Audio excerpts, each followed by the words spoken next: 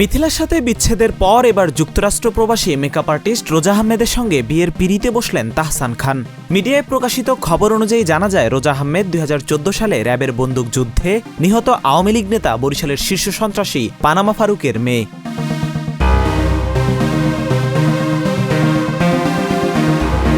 জনপ্রিয় গায়ক ও অভিনেতা তাহসান খান দেশে তার জনপ্রিয়তা আর গ্রহণযোগ্যতা শীর্ষস্থানীয় পর্যায়ে।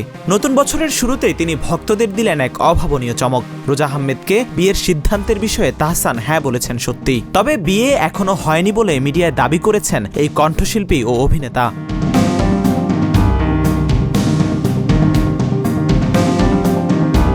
অনেকটা হঠাৎ করেই তাহসান ও রোজা আহমেদের বিশেষ মুহূর্তের কিছু ছবি ছড়িয়ে পড়ে সামাজিক যোগাযোগ মাধ্যমে।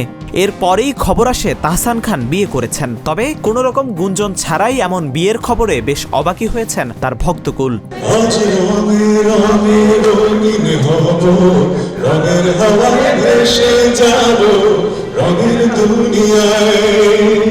তাহসান খান ও রোজা আহমেদের বিয়ের খবরে সামাজিক যোগাযোগ মাধ্যমে সবচেয়ে বেশি সমালোচনা হচ্ছে পারিবারিক পরিচয় নিয়ে।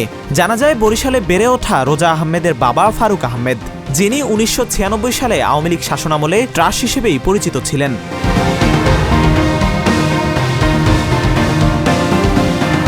আরও জানা যায়, তাহসান খানের শ্বশুর ফারুক আহমেদ নিজেকে যুবলীগ নেতা পরিচয় দিতেন।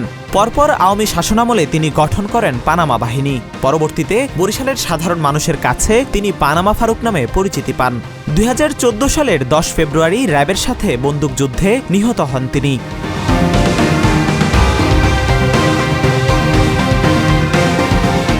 তাহসানের নতুন জীবনসঙ্গী রোজা আহমেদ একজন সফল মেকওভার আর্টিস্ট এবং উদ্যোক্তা।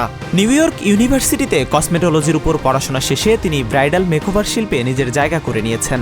যুক্তরাষ্ট্র এবং বাংলাদেশে দীর্ঘ ১০ বছর ধরে কাজ করেছেন এই শিল্পী।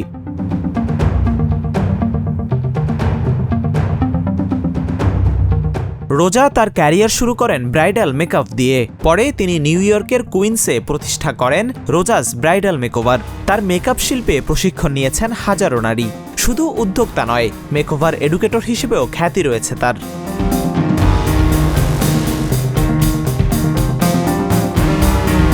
প্রায় ১৮ বছর আগে ২০০৬ সালে অভিনেত্রী মিথিলাকে বিয়ে করেন তাহসান। ২০১৩ সালের ৩০ জুলাই তাদের ঘর আলোকিত করে আসে আইরা তাহরিম খান নামের কন্যা সন্তান। পরে ২০১৭ সালের ৪ অক্টোবর মিথিলার সঙ্গে বিচ্ছেদের ঘোষণা দেন তাহসান।